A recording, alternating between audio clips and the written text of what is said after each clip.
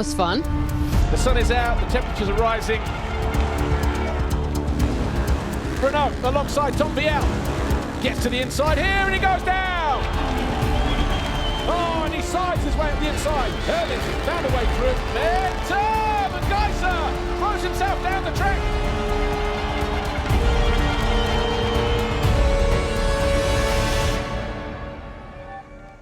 There are just 5 rounds left of this year's FIM Motocross World Championship, all set here in Italy. We start with a triple header at the northern end of Lake Garda. There's something for everyone here. Incredible scenery, great food, and everything a thrill seeker could wish for, including traditional Italian coffee.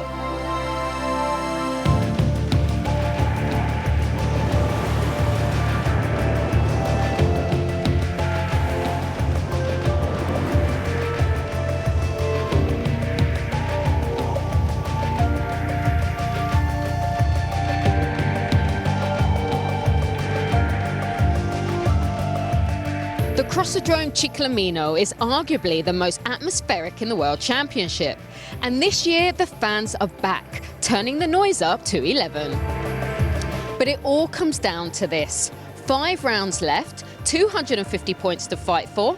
Who will emerge victorious? Let's find out what happens next at the MXGP of Trentino.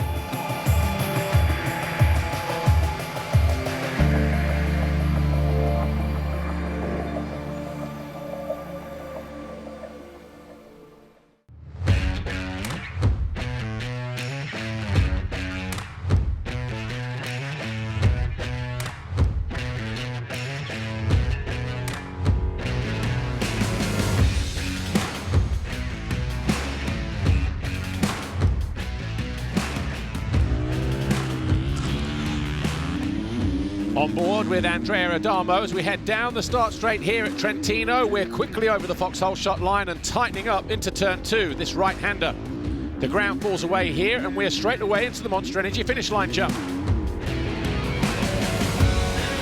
And as we come into land, we are into turn 3. You can go around the outside or hit that single. It's a lot flatter than usual through there. Turn 4, uphill onto the Bitchy Plateau. Turn 5, 90-degree left, over the Epone tabletop. And then we head left again and drop downhill for the first time. A new little double jump in the base of the road there leads us to this 180 switchback right. The dirt looser than normal, but it's still hard and rocky. We hit the FC Moto step up and then slam the bank if you need to before dropping away again towards the Monster Energy tabletop. When we come into land, we have another tabletop here before swinging through this right-hander. Flat to the outside, a single to the inside. Either way, we're hard on the brakes into this 180 left. Under the Monster Energy banner, no waves at the moment. But then we reach this right-left combination, the left here, off-cambered, with a single to the inside. Easy on the gas as you exit the turn because it's hard and rocky and slick. We fall away into the valley once again. Tightening up into this right-hander. Easy on the gas through there because, again, very rocky, and the back end will like to dance around and spin up at any opportunity.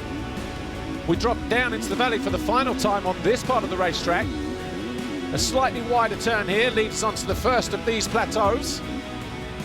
And then as we go left, we have a single, and now we have this dragon back. We can double or triple, and then double under the city banner. It's hard downhill, onto the brakes here into this left-hand corner. And when we re-emerge over the Trentino jump, we go down past pit lane alongside the start straight. We go left-right to start another lap here in Trentino.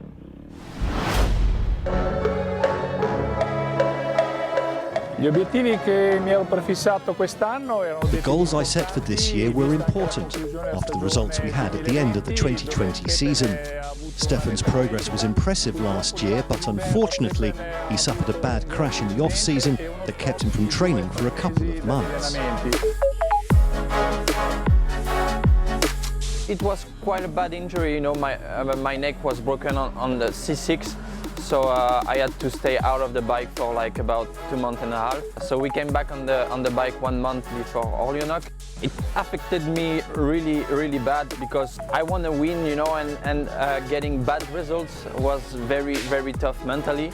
Since the summer break, I feel much better. We worked hard, the confidence and the fitness came back. So the results also, and this feels really good now.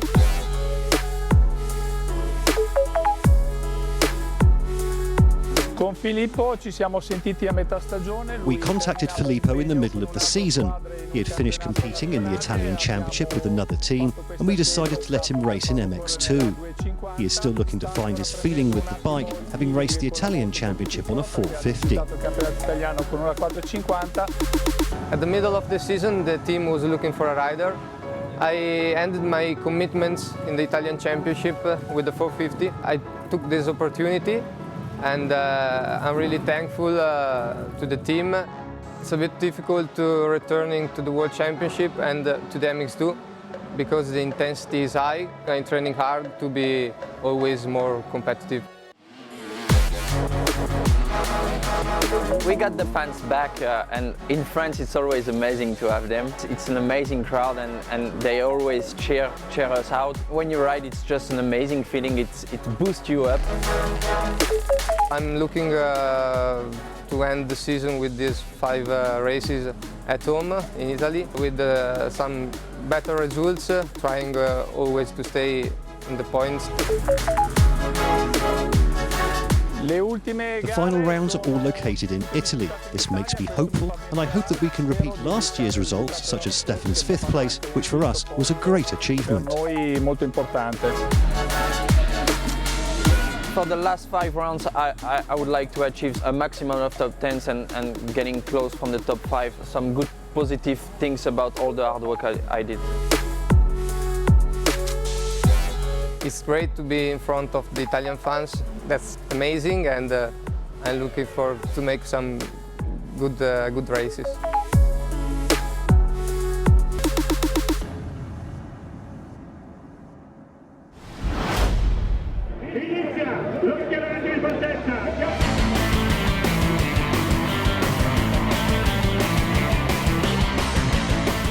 Fly Racing 15-second board up for the first time today, MX2 race 1.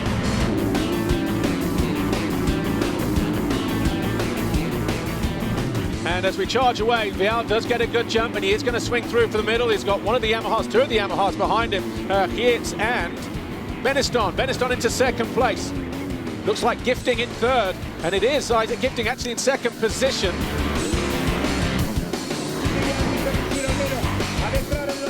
Oh, rider tipping over, and that's Beaton. So Beaton picking himself up. He was in 8th place. Lap 3 then for Jed Beaton, just starting to get away from him. Iago Hietz has gone past Beniston. So we'll keep an eye on his lap time because obviously Thibaut Beniston was in 3rd. He's now 4th behind his teammate. Wow. We both moved in our seat there because we saw him go from left to right, and Hoffa was already on the right side, and he does slam into the bank. Yeah, there's that frustration that you could just see building. You could see it in Hoffa's riding that he was like, okay, every time I try something, you move over into my line.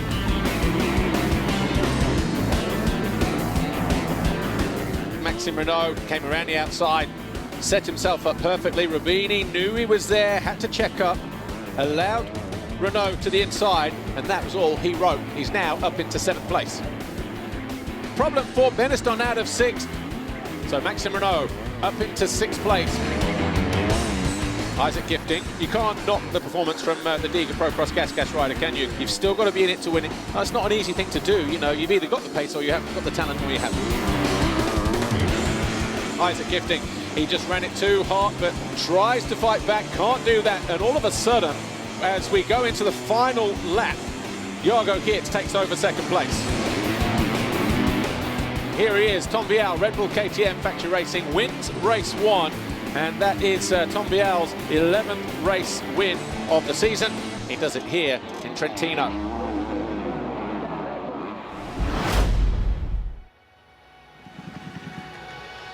Not an easy place to come to, it's hard, it's slick, and drier than normal, and dry for this time of year as well. If you know Trentino, then you know by now we're in a glorious part of the world, but it's not just about that. This racetrack here, the Crossodromo of Ciclamino, very tight, very compact, hard, rocky base, loose on top.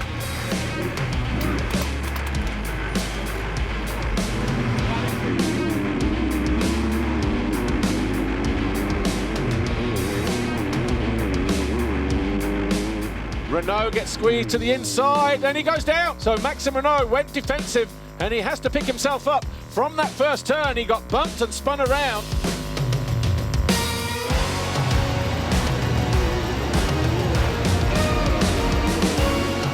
Jago Geerts trying to find his way past Jed Beaton.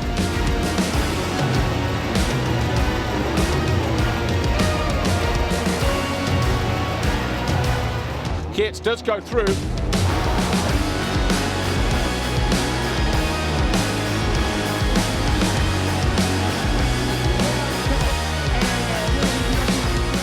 Hoffer is out of second place, so Hoffer spinning up after the finish line turn. Beniston, watch how he grabs it here as he picks himself up, almost collapses in pain.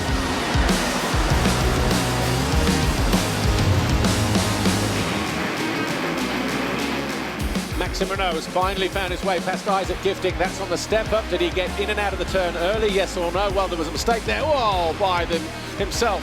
Isaac Gifting almost took out Renault. About 5 seconds behind. Then this podium is going to go to Ruben Fernandez for the first time since round 2. Remember, he got on the podium at the first 2 rounds.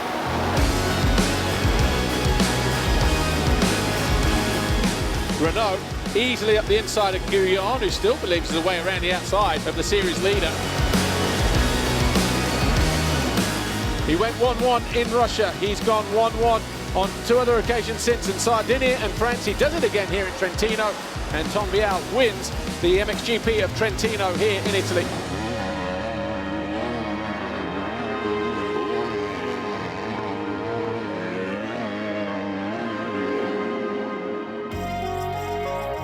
It was a tough one, and it's long time Jago didn't start second behind me, and yeah, I just pushed all the moto, and I had a good line. I changed a little bit. I took some inside on the corner at the end too, and then he couldn't pass me, so I didn't do so many mistakes, and I want to thank the team, Joel, for the good training, and it was another great day. Tom Vial on the top step once again as he edges closer to Jago Geerts and Maxime Renault. In the championship, Maxime Renault, no change in the top 2, but Vial has leapfrogged his teammate Guadagnini into 3rd. Ruben Fernandez 3rd overall this weekend for Honda 114 Motorsports. 2nd, the Montrenese Yamaha of Jago Geerts. Tom Vial, it was he who grabbed the 2 wins.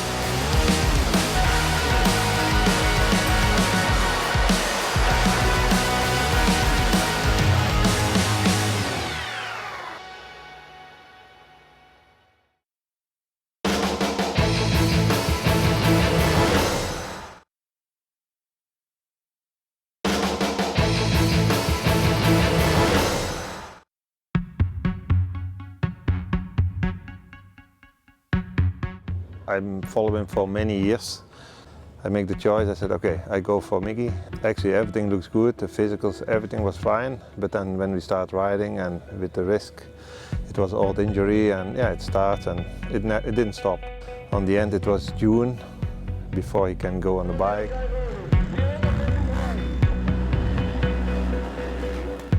All the team, that was really, really good. We was like a really family, live with close to the team, and was really nice.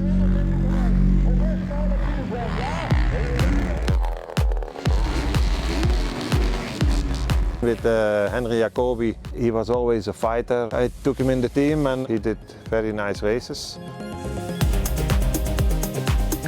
It's the first time on the Honda 450 for me. It was special from the first meters, and yeah, I think we got in a good connection with the bike. We're improving every weekend, and I'm quite happy with the steps we did.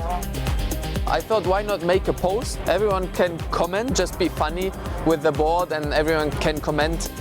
With Henry, yeah, we did a lot of job with also with technical side, also for setup of the bike. He need to learn still a lot of things because yeah, he was not used to. I think he can make another step.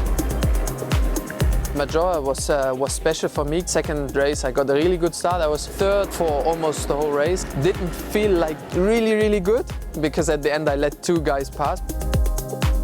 For sure Lommel is not the best place for start again the race, and was really difficult after we went in Latvia, and Latvia was already a little bit better. On qualify was like 20 place. After Latvia, I was on training in Lommel. Stupid crash, I dislocated my shoulder. We decided to make a surgery to fix everything. The nations are always special. I had a good start. I was leading. I knew Jeffrey was coming. He was faster. I think I made him work maybe a little bit harder than on some other guys. I had fun. I think he had fun. He gave me the thumbs up after the finish line. I really like to make my own bikes, my own tuning. Now I do everything by myself, and still we had a good bike with good performance. The bike is good, the suspension is good. That gives me oxygen, just this way of working. Sometimes not everything go like how you plan, but it's like this, and now we're looking forward to be 100% and back for next season. My goal now for the last 5 races is to get good starts and stay in the top 10. We are still fighting with the factory teams, and that's our goal.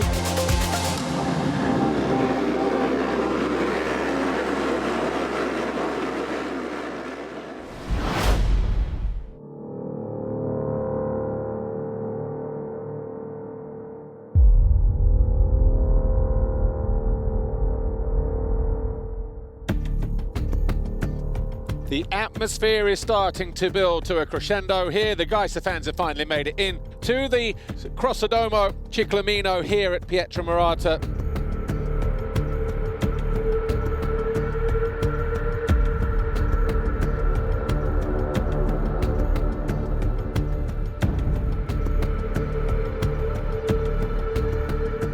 See, we're with the foxhole shot.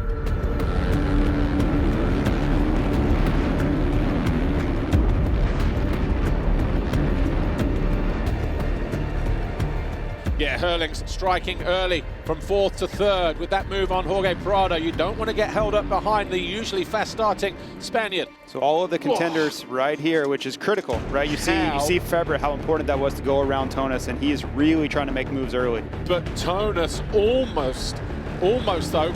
Look at that, 3 passes in 2 corners. Roman Febre up the hill. He's already found his way past Geiser, Tonas, and now Prado just at the top of the hill there. On a far, and Watson is down.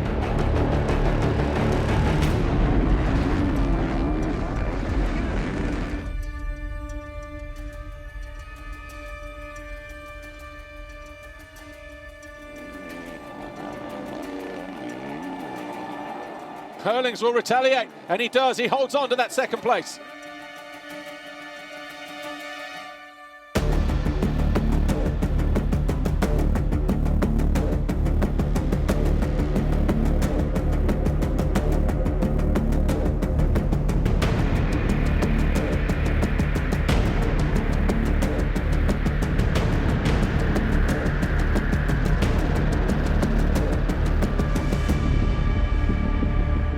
Jeffrey Hurlings finally makes his way past Jeremy Seawer, in and out early here.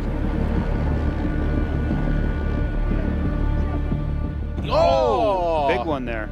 Prado's down. That's at the end of that step down.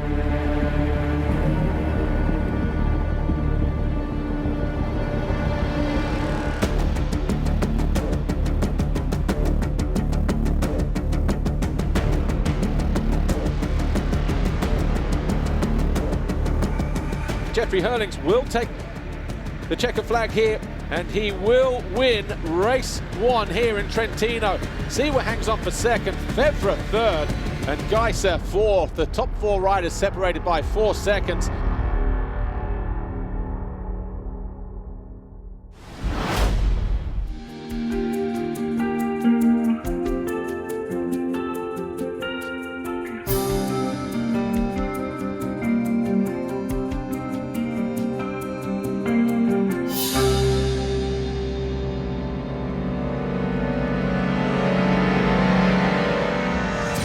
Who is it going to be that grabs that all-important hole shot here?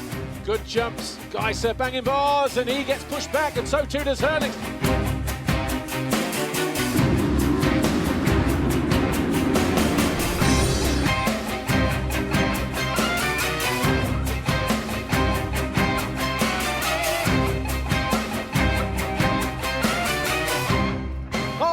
riders down. Doesn't look like any of the championship contenders, but both Herlings and Geiser were tangling up with each other.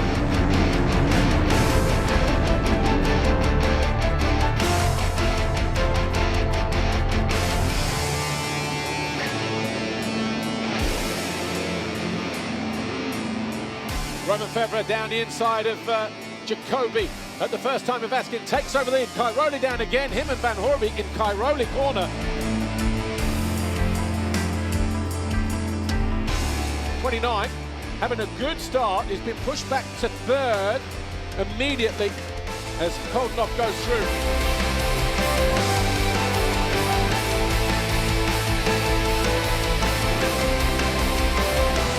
Geiser charges down the inside of Jacobi, takes over third place.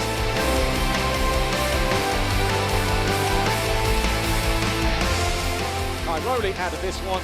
He will need to get some serious treatment on that leg.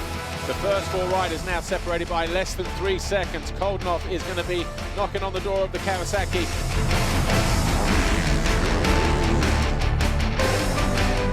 Geiser and Herlings make a mistake coming out of the turn, and it's Herlings, though, who does make the pass eventually.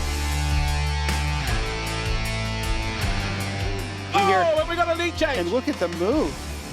Koldenoff dives down the inside of Febvre, who looks to respond immediately. He is all at sea. He's on the ropes as Herlings looks to go around the outside of the Kawasaki now. Another look over the shoulder from Febvre. Fans absolutely loving this. They are animated, and Geiser almost into the rear wheel of Herlings.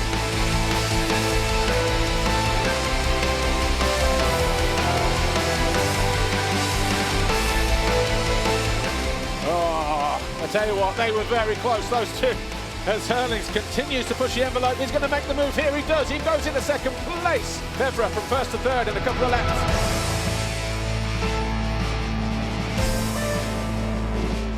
Almost to these two colliding in that far corner, but he goes around the outside, cuts to the inside, pushes Febvre wide. The two lines went into one. He had to be aggressive. He moves into third place. Does Tim Geiser.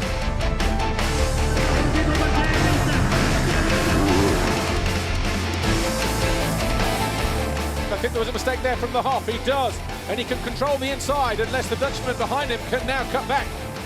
He tries, but nice all of a sudden, there. Lap 18, Herlings is your new leader.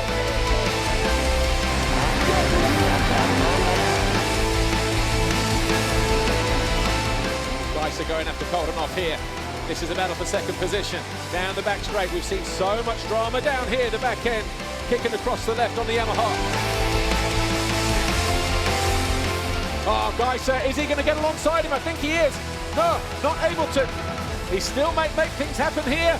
He comes back to the inside, but Koldenoff holds on to take second. Jeffrey Herlings goes 1-1, puts distance between himself, Febvre here, and Geiser. The first moto I had to fight for the one, but this one I had to fight even more. Like, we got bar banging on the start, and then I was around 15, I think, on the first lap. I was like, okay, I got my work cut out, and I see Febvre up the lead, and Glenn and Tim just in front of me. I was like, okay, now it's go time. So I played it smart. I kept my jokers for the last few laps, so I managed to win this moto. And yeah, number 97 on GP wins, 183, 185 moto wins, whatever it may be. So yeah, it's good. You know, I'm closing in. So it was a good day for the championship as well. So looking forward to Wednesday.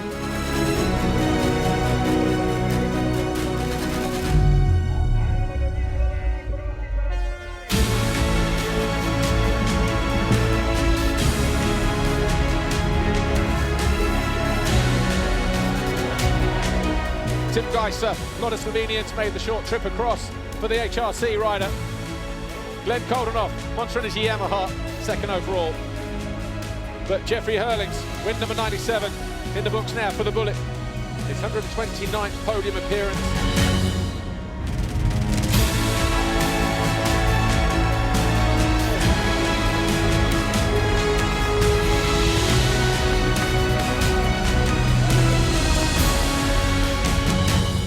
Of course I'm a little bit disappointed, but anyway, riding was good.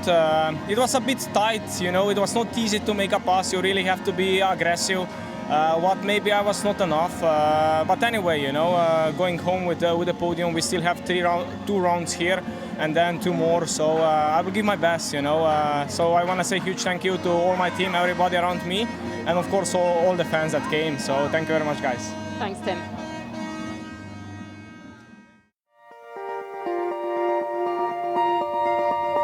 And breathe. The MXGP of Trentino will certainly be remembered for quite some time. But there's more to come from this iconic track, and we'll be back shortly with the second and third parts of our Arco triple header, with the MXGP of Pietramarata and the MXGP of Garda. Ciao!